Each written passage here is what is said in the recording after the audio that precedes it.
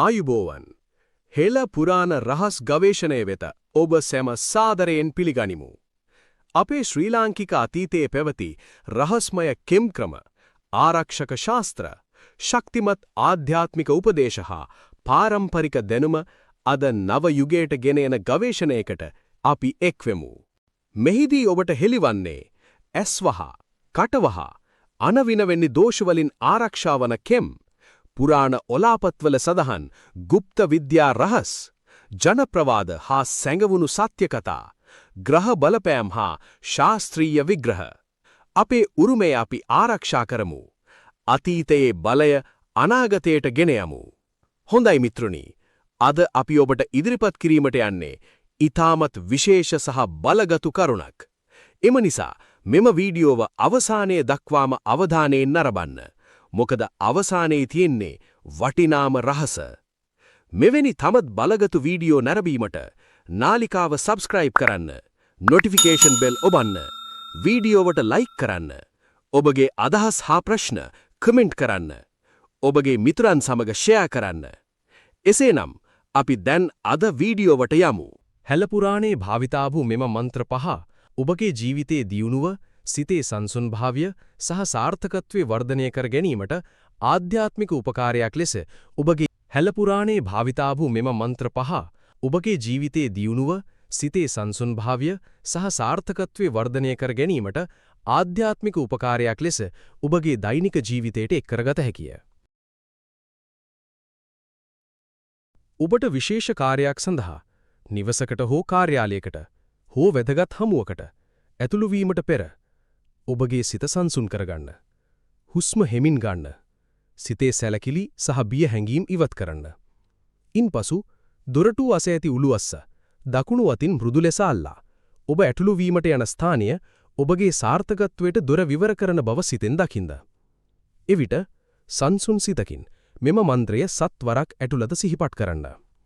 ඕමන් අර්ථ සිද්ධින් කතන්තෝ ස්වාහා. මන්ත්‍රය කියන අතර ඔබට අවශ්‍ය කාර්ය සාර්ථකව සිදු වී ඇති බව මනසින් පැහැදිලිව චිත්‍රණය කරන්න. ඔබ කතා කරන විට විශ්වාසයෙන්, ඔබ ඇවිදින විට නිබන්ධිතව, ඔබගේ ශරීර භාෂාවත් ශක්තිමත් බවට පත් කරන්න. පුරාණ හෙළ විශ්වාසානුව දොරටුව කියන්නේ ශක්ති ප්‍රවාහයක් මාරුවන ස්ථානයකි. ඒ නිසා දොර අසල සිතේ අරමුණු ස්ථාපිත කිරීම ඔබගේ අභ්‍යන්තර ශක්තිය සක්‍රිය කරන ක්‍රියාවක් ලෙස සැලකේ. මෙම ක්‍රමය භාවිතා කරන විට තව දෙයක් මතක තබා ගන්න. අරමුණ සත්‍ය සහ නිර්මල විය යුතුය. අනිකාට හානියක් නොවන අභිලාෂයක් විය යුතුය. ඔබගේ උත්සාහය සහ ක්‍රියාමාර්ගත් අනිවාර්ය වේ. මන්ත්‍රය අරමුණට ශක්තිය එක් කරන උපකාරකයකි. නමුත් සාර්ථකත්වයට ඔබේ ක්‍රියාව සහ විශ්වාසය ප්‍රධාන වේ. හිත දිනා ගැනීම කියන්නේ ශක්තිමත් බලයක් භාවිතා කිරීමක් නොවේ, සිතෙන් සිතට සම්බන්ධයක් නිර්මාණය කිරීමකි. පුරාණ හෙළ විදි අනුව හපුදලුගෙන ඒවා පිරිසුදු ජලයෙන් සෝදා සංසුන් පරිසරයක මන්ත්‍රයෙන් 108 වර මතුරා ආහාරයට එක් කිරීම පිළිබඳ පැරණි සඳහන් කිරීම ඇත. ඕ ඊශ්වර දිෂ්ටි, ඊශ්වර අවතාර දිෂ්ටි, ග්‍රහ දිෂ්ටි, වරවර ඒ ස්වාහා. මෙහි 108 යන සංඛ්‍යාව පුරාණ ආගමික හා ආධ්‍යාත්මික විශ්වාසයන්හි සම්පූර්ණත්වය සහ ශක්ති එකගන්තාවය සංකේත කරයි. මන්ත්‍රයේ මතුරන අතර ඔබේ සිතේ තිබිය යුතුය. පිරිසිදු අදහසක්, ප්‍රේමය හා ගෞරවය, අනිකාගේ කැමැත්තට ගරු කිරීම. සිත දිනා ගැනීම බලයෙන් සිදු කළ හැකි දෙයක් නොවේ. එය සත්‍යභාවය, කරුණාව සහ නිවැරදි හැසිරීම මත පදනම් වේ. පුරාණ විශ්වාස අනුව මෙවැනි ක්‍රම ඔබේ අභ්‍යන්තර ආකර්ෂණ ශක්තිය සක්‍රිය කරන ආධ්‍යාත්මික උපකාරයක්. ඒ මගින් ඔබ කතා කරන විට ඔබේ වචන තව පැහැදිලිව, ඔබේ පෙනුම තව විශ්වාස ලෙස, ඔබේ හැසිරීම තව සංසුන් ලෙස පිළිබිඹ වේ. නමුත් මතක තබා ගන්න. අනිකාගේ සිත බලයෙන් පාලනය කිරීම නීතික හා නීතික ලෙස වැරදි මගක් විය හැකියි. සැබෑ ආකර්ෂණය ඔබගේ ස්වභාවයෙන්, ඔබේ වචනවලින්, ඔබේ ක්‍රියාවලින් උපදින්නේය. ඒ නිසා මෙම ක්‍රම භාවිතා කරන විට ඔබේ අරමුණ අනිකාට හානියක් නොවන සත්‍ය සහ නිර්මල එකක් විය යුතුය. හිතවත් වීම සඳහා බුලත් කොළ ක්‍රමය. හිතවත් භාවය කියන්නේ සිතෙන් සිතට පාලමක් බැඳීමකි. එය බලයෙන් නොවි සංසුන් ශක්තියෙන් උපදින්නේකෙහි. පුරාණ හැල විශ්වාසානුව පළුදු නැති පිරිසිදු බුලත් කොළයක් අතින්ගෙන සිත සංසුන් කර අදාළ පුද්ගලයාගේ නම ගෞරවයෙන් එහි ලියනවා. එවිට සංසුන් ස්ථානයක ඉඳ 108 වර මෙම මන්ත්‍රය මතුරයි. ඕ නමෝ නිවිති නිවිති ඒ ස්වාහා. ඕ ආන් අන් කඩවර ඒ ස්වාහා. ඕ ආන් අන් ශිවා ශිවා ශ්‍රී බ්‍රහ්ම ඒ ස්වාහා. මන්ත්‍රේ මතුරන අතර ඔබේ සිත් තුළ එම පුද්ගලයා සමග සතුටින් සංසුන්ව කතා කරන දර්ශනයේ මනසින් පැහැදිලිව දකින්න. ඔබ අතර අපහස නොමැති, සැක නොමැති, ගෞරවය සහ විශ්වාසයේ පවතින සම්බන්ධතාවයක් සිතෙන් නිර්මාණය කරන්න. පසුව එම කොලේ කටේ තබාගෙන සංසුන්ව මෘදු හවුනින් එම පුද්ගලයා සමග කතා කිරීම පුරාණ විශ්වාසයකි. මෙහි මූලික අදහස වන්නේ බාහිර වස්තුවක් නොවේ. ඔබේ සිත් තුළ සාමිය ස්ථාපිත කිරීමයි.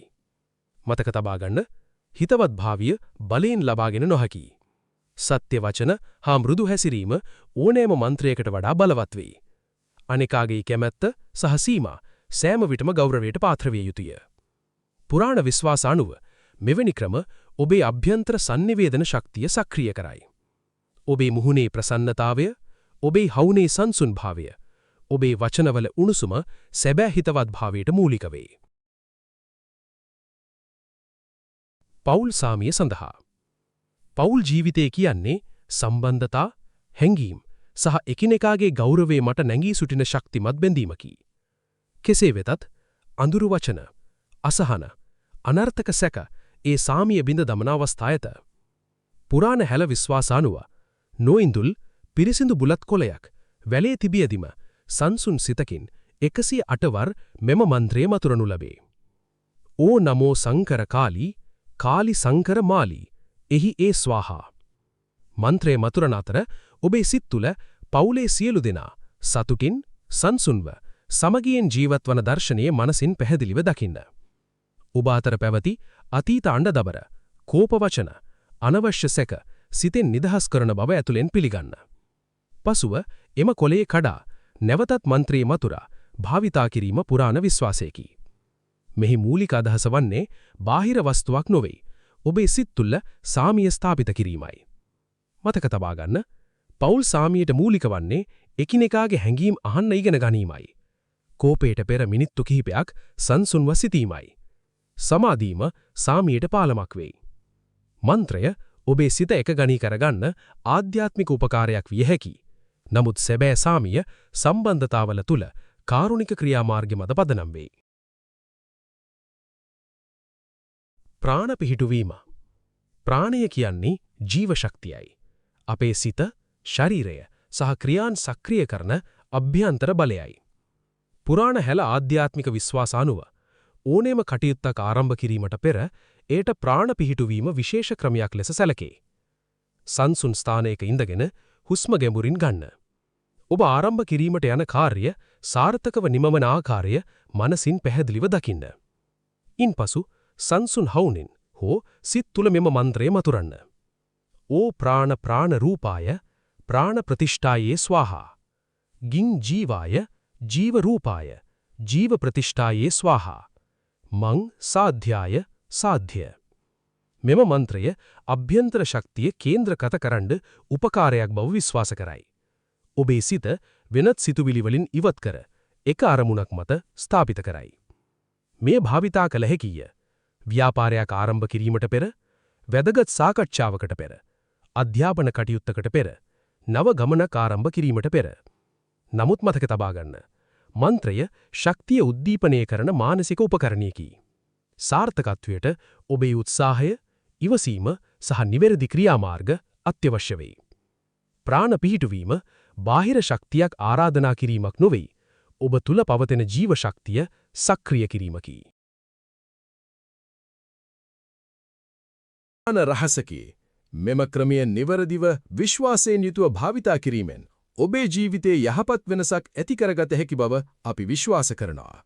ඔබ මෙම ක්‍රමය උත්සාහ කර බැලුවේ නම් ඔබට ලැබුණු අත්දැකීම් පහලින් කමෙන්ට් කර අප සමග බෙදා ගන්න. ඔබගේ මිතුරෙකුටත් මෙය ප්‍රයෝජනවත් වී හැකිනම් මෙම වීඩියෝව ෂෙයාර් කිරීමට අමතක නොකරන්න. ඔබගේ අදහස් අපගේ ඉදිරි වීඩියෝ සඳහා විශාල ශක්තියක් වේ. තවත් මෙවැනි හෙළ පුරාණ රහස්, গুপ্ত දැනුම සහ ජීවිත ජයග්‍රහණ ක්‍රම දැන ගැනීමට අපගේ නාලිකාව සබ්ස්ක්‍රයිබ් කර බෙල් අයිකන් එක ක්‍රියාත්මක කරන්න. එවිට අප නව වීඩියෝවක් අප්ලෝඩ් කරන සෑම විටම ඔබට පළමුව දැන ගැනීමට හැකිවේ. ඔබේ ජීවිතයට මෙම පුරාණ දැනුම ප්‍රයෝජනවත් වන්නට අපි බලාපොරොත්තු වෙනවා. ඊළඟ වීඩියෝවෙන් නැවත හමුවෙමු. ජය වේවා. සුබ පැතුම්.